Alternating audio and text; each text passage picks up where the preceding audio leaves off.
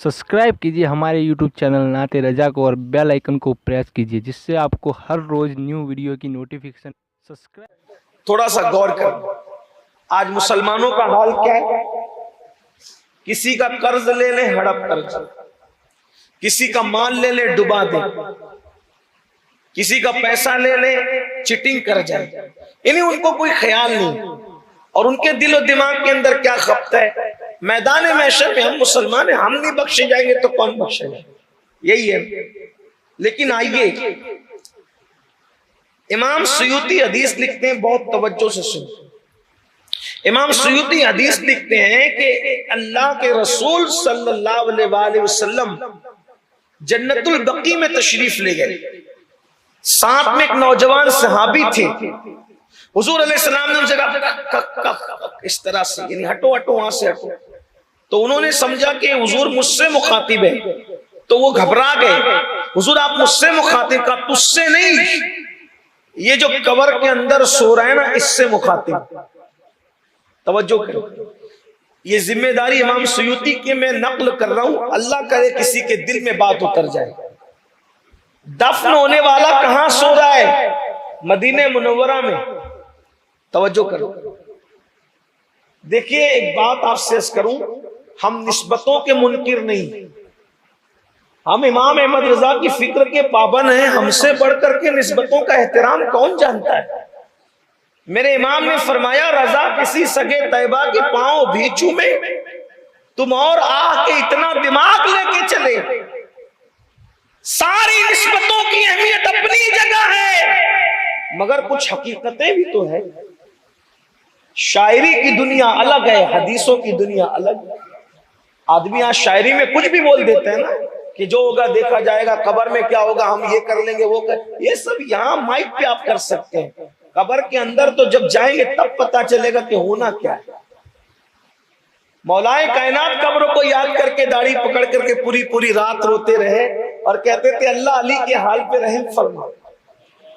मौला अली को देखने वाले कहते हैं कि मौला अली रात के आखिरी हिस्से में दाढ़ी पकड़कर आखिरत को याद करके ऐसे तड़पते थे जैसे किसी को सांप डस लेता है तो वो कैसे तड़पता है, वो आखिरत को याद करके यूं तड़पते थे। जिनके बेटे जन्नती जवानों के सरदार हैं, जिनकी बीवी जन्नती औरतों की सरदार है, जिनको खुद वलियों का सरदार बनाया, खातिमुल विलायत बनाया, सैयदुल अरब फरमाया, जिसका भाई नबियों का सरदार है, पूरा घराना सरदारों का घराना है, लेकिन उसके बावजूद खुदा की खशियत का आलम है।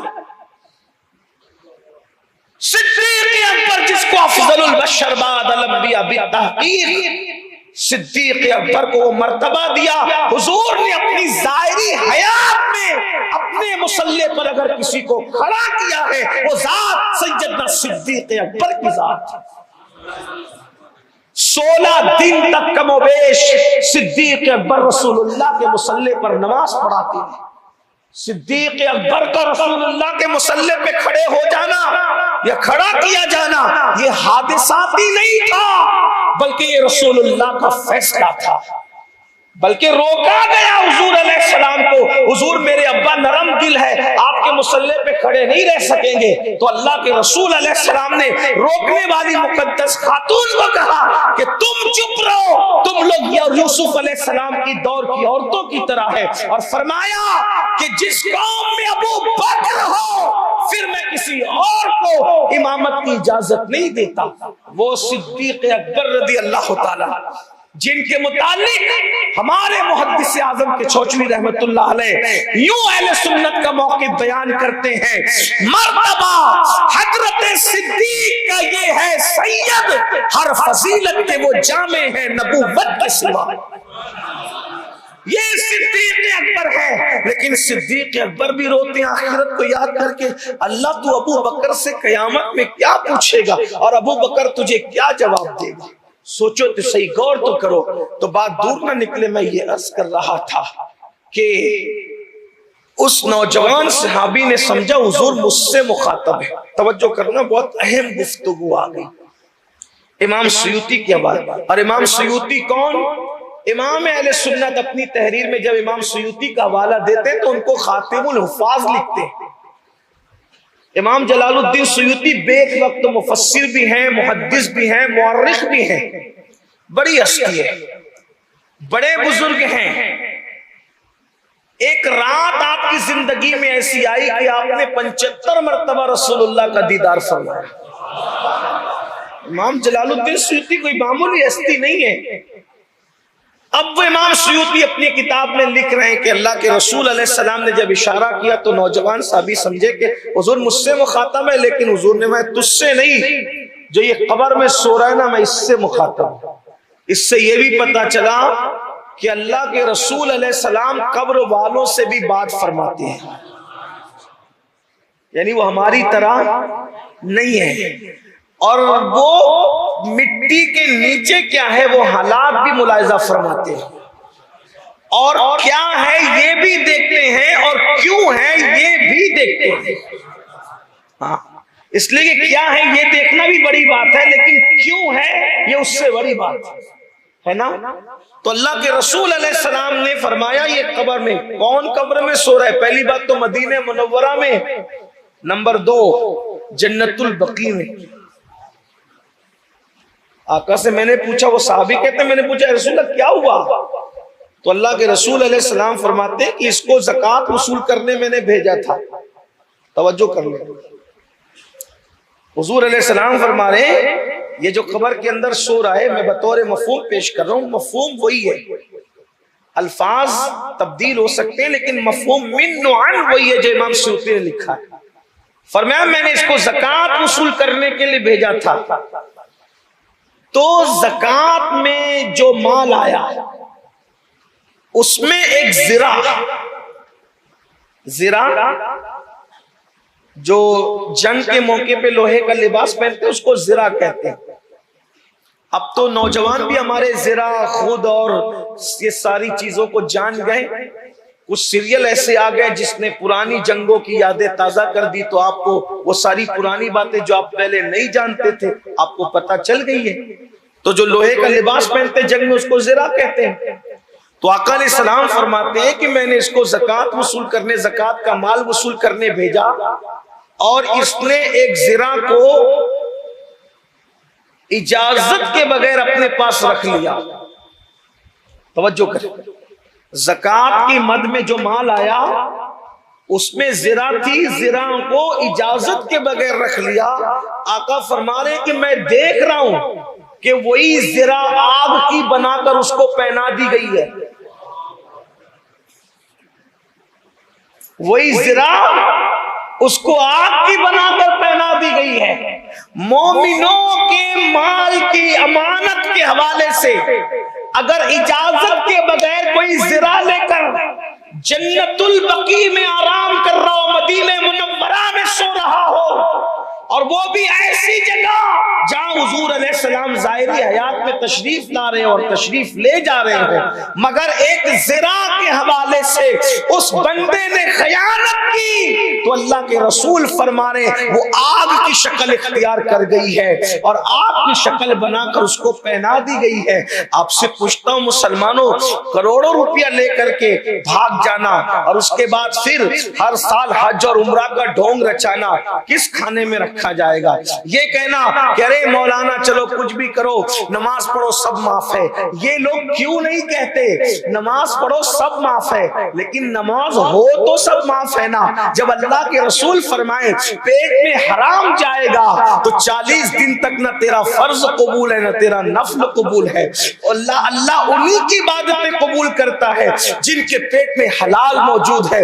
مسلمانوں، ہم کتنی تقریریں سنتے ہیں، کتنے خطابات سنتے ہیں، کبھی دل پسیجتا ہے، کبھی دل نرم ہوتا ہے، محفل میں پلان بنتے ہیں، اٹھ کے جانے کے بعد ارے یہ مولوی لوگوں کا یہی کام ہے، یہ تو یہی بولتے رہتے ہیں۔ یاد رکھنا مولوی کوئی چھوٹا موٹا لفظ نہیں ہے۔ مولوی کس کو کہتے ہیں پتہ ہے؟ مولوی کا مطلب کیا ہوتا ہے؟ شاید لوگ اس کو نہیں سمجھے۔ مولوی کا مطلب ہوتا ہے مولا والا، اللہ والا۔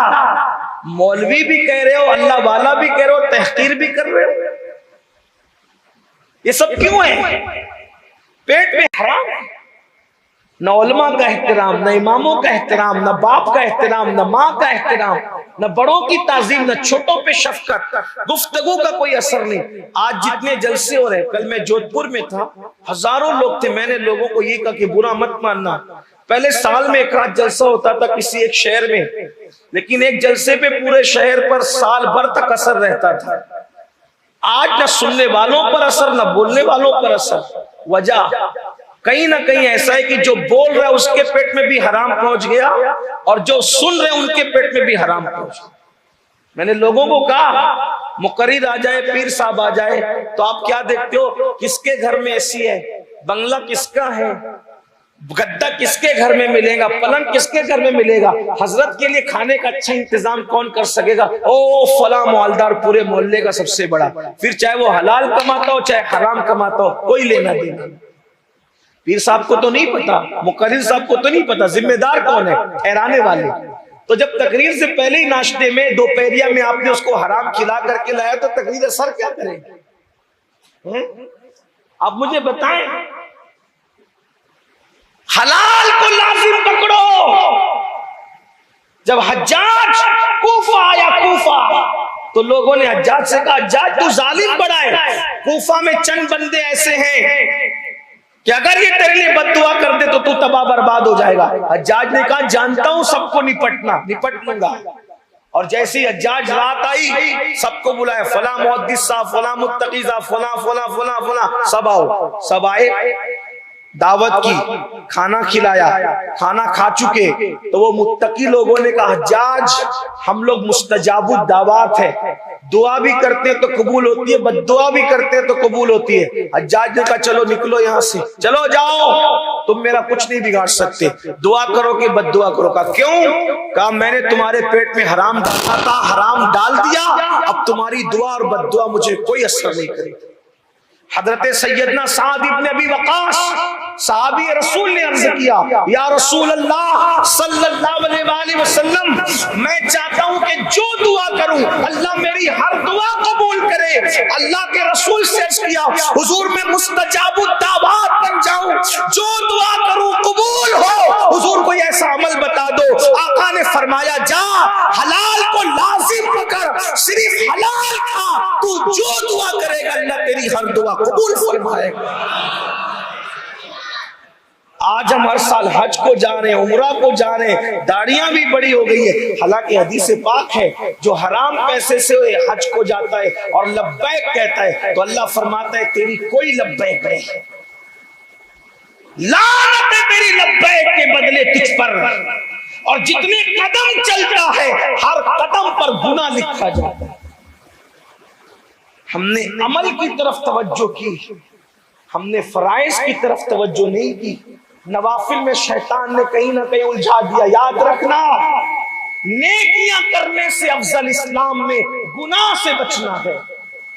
اسلام میں نیکی کرنے سے زیادہ اہمیت گناہ سے بچنے کی ہے، کیونکہ جو نیکی کرے گا وہ گناہ بھی کر سکتا ہے، لیکن جو گناہ سے بچے گا وہ صرف نیکی ہی نیکی کرے گا، بلکہ گناہ سے بچنا خود اتنی بڑی نیکی ہے کہ کوئی نیکی اگر آپ کریں تو اللہ نے اس پر 10 درجہ بشارت عطا کی ہے، اگر کوئی گناہ سے بچ جائے تو اللہ نے سیدھا مغفرت کی بشارت عطا فرمائی۔